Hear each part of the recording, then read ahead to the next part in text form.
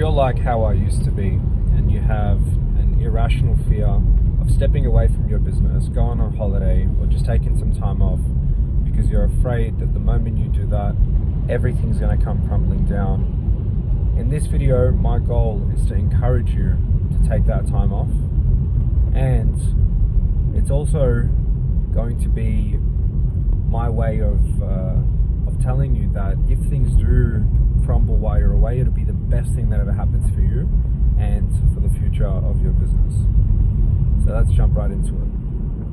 Firstly, I'm not driving, just somewhere random in New Zealand. My beautiful wife's driving the car. We're traveling at the moment, and I'm away from my own business at the moment. And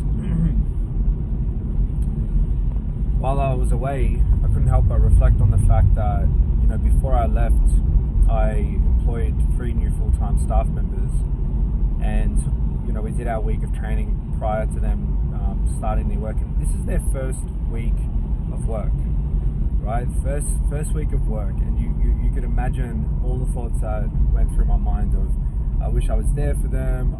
I really want to make sure that they're there. I'm there to keep an eye on them, make sure they're doing the right things. What if they start arguing with one another? I'm not involved in any of the meetings at the moment.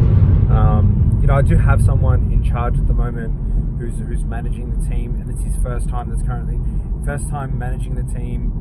So there's all these things that are taking place while I'm away. And then again, I reminded myself, I've been here before, and the best thing that could happen is for things to come crumbling down. The best thing that could happen is for me to find out who out of those 3 people I hired needs to get their ass fired because they create a toxic work culture when the boss isn't there. It's the perfect opportunity for me to find out which of my systems rely on me as the bottleneck to actually, without me being present, the business doesn't operate. It just exposes, it allows you to have moments where everything gets exposed. And so that's the point that I want to deliver to you. Look, when we're looking to run a business, the point is not to build a business that operates only when you're present. And I know that as entrepreneurs, as business owners, we really don't want things to go wrong. Last thing you'd want is to lose a customer, is for something to go wrong and for a client to get unhappy, for you to lose a staff member. You don't want that to happen. And so what do? You micromanage everything. You get involved in everything. You work every hour. You don't take holidays. You stay involved in your business. And all you're doing is you're essentially putting band-aids everywhere instead of just allowing things to crumble so you can address what needs to be addressed. Because sometimes what you'll do is you'll fill holes. So imagine you've got a bucket that's leaking. You'll be filling holes, right? But all you're doing is avoiding fixing the main issue. There's a reason why the bucket is leaking. And it's not, the holes that you're filling up, these small little issues, are as a result of something bigger. And that result of something bigger could be you needing to hire your current manager and employ a new one, or build new sales processes, or make that hire that you need to hire, or remove that bad apple employee that you've currently allowed to stay in your business. I remember when I had my own marketing agency, and we were just, general marketing agency, and I had around 7 or 8 full-time staff, and I had an office.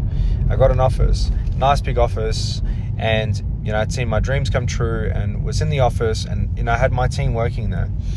And I used to tell myself, I have to make sure I'm at the office every single day, and I need to make sure I'm there every hour. Well, why? Because I need to keep my eyes on the employees.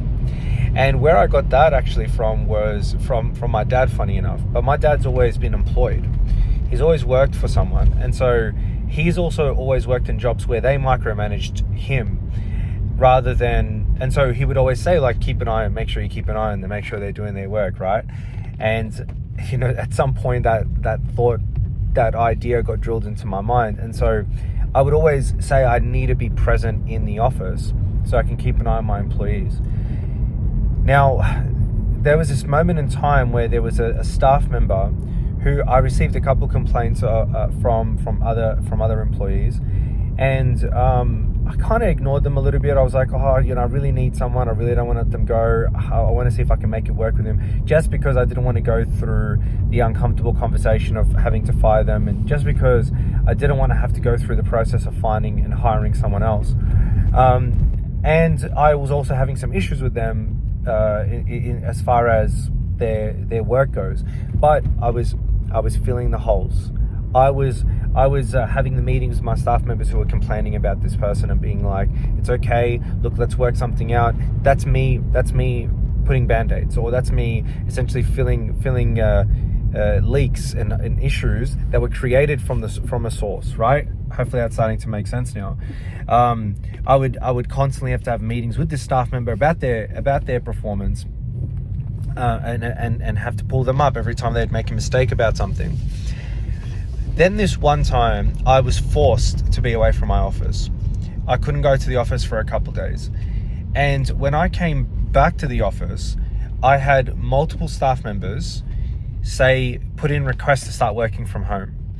And I was like, whoa, what the was happening? And a few of them were like, man, in your absence, working with this person, like, it got 10 times worse.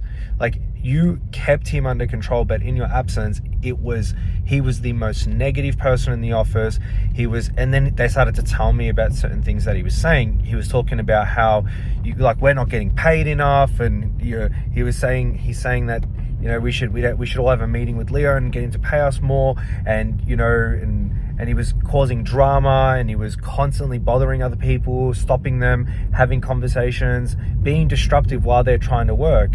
And he was a new staff member, by the way, so I had existing people in the team who really didn't get along with that, especially because he was, he wasn't being pleasant to me or to the company in my presence.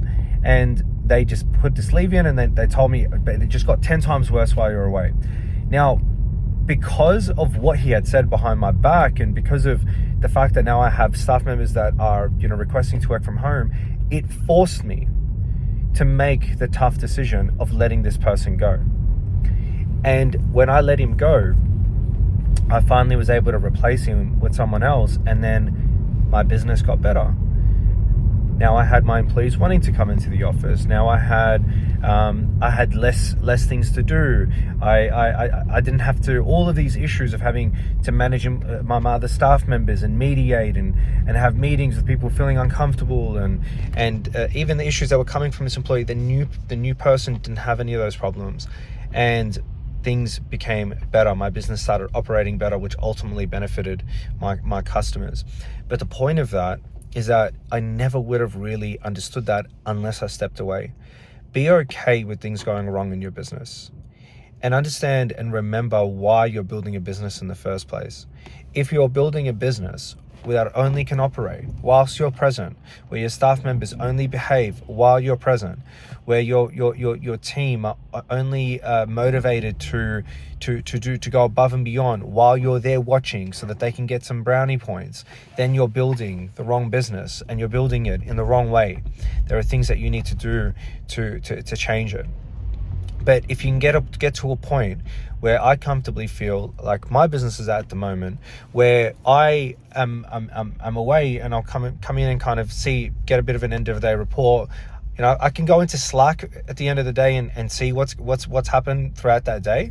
So I've got my system set up properly. I can kind of see everything, from the conversations that happened between different clients, who did what results were produced, and I can see so many examples of my team going above and beyond and doing things that I didn't ask them to do. And that's because I hired the right people, number one. Number two, I also built a business that's not relying on me. I built a business where everyone is incentivized for their own selfish reasons. I set up a scenario and a way. Whoa, Speedy Gonzalez over here. I set up a business so that everyone is almost feeling like they're operating their own business with ours, where it isn't relying on me to push. I just set up an environment. and I go, sky's the limit. How much money do you want to make? How, if you do this happens. And so I create the right type of incentives. I put the right people in charge. I have the right team members. And you know what? If I come back and I start having meetings with the team and I find out this particular staff member was a problem and it was consistent, guess what? They're gone. Perfect. This time away was amazing because it exposed an issue or a weak point in my business I otherwise wouldn't have noticed. If, for example, I notice that there is a system issue where it could be anything really. It could be anything. It could just be a software that we've been using that, you know, is constantly creating a particular problem. We can create an automation to solve a particular problem. I don't want to get into the specifics because I think you've gotten my point. So where do I leave you with this? A couple things I want you to take away from this video. Number one, be okay with things going wrong, because things going wrong are necessary. It's necessary for things to break so you can see the source of the break. Then you can fix things permanently. Number two, taking time away should not be avoided. It's okay if it scares you. It's natural if it does, but it should not be avoided. It should be encouraged.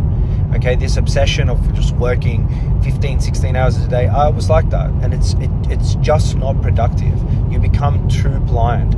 You get too caught up in the weeds. You don't allow yourself enough time to step away and go, oh wait, what's going on here? I didn't realize this, right? Or you don't allow what I just mentioned before to take place, where things to start operating without you, and realize where the breaks are, where the issues are, who the issues are.